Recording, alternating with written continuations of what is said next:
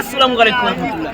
একজন হিন্দু ব্যক্তিৰ কাৰণে আমাৰ অসমৰ প্ৰতিজন মুছলমানে শ্বেয়াৰ কৰক যে এজন হিন্দু মানুহে নগাঁও জিলাৰ ৰাংগুলি ইস্তিমাত কিমান সহায় কৰিছে। সম্পূৰ্ণ ভিডিঅ'টো চাওক আৰু ভিডিঅ'টো শ্বেয়াৰ মাৰক। মোৰ ঘৰ কঠীয়াতলী জুমৰ মূৰত অঞ্চলত আৰু মই ভাল পাওঁ আমি একেখন পথাৰতে হাল মাৰোঁ, একেখন পথাৰতে আমি মাছ মাৰোঁ, একেখন পথাৰতে আমি বজাৰতে আমি বজাৰ কৰোঁ, সকলো আমি মিলিজুলি থাকোঁ।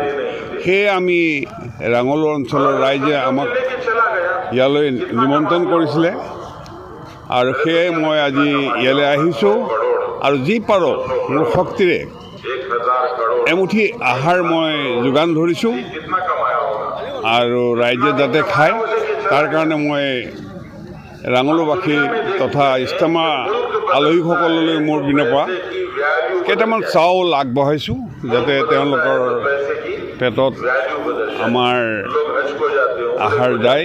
তাৰ কাৰণে মই ভগৱানৰ ওচৰত আল্লাহৰ ওচৰত দোৱা মাগিছোঁ আৰু ভৱিষ্যতৰ আমাৰ এই যে মিলা প্ৰীতি যে সহাৱস্থান আকৌ আগৰ দৰেই থাকে তাৰ কাৰণে মই ভগৱানৰ আল্লাহৰ ওচৰত প্ৰাৰ্থনা কৰিছোঁ যে সদায় আমি আগৰ নিচিনা কৰি থাকোঁ। আমাক যাতে ভগৱানে আল্লাই যাতে সহায় কৰে তাৰ কাৰণে আল্লাহৰ ওচৰত মই প্ৰাৰ্থনা জনাইছোঁ।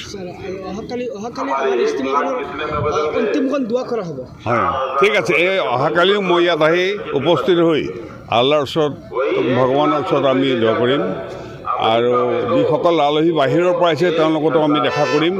সেয়ে মই আগবাঢ়ি আহিছোঁ যাতে এজন হিন্দু হৈ মই মুছলমানৰ বন্ধু হৈ থাকিব পাৰোঁ।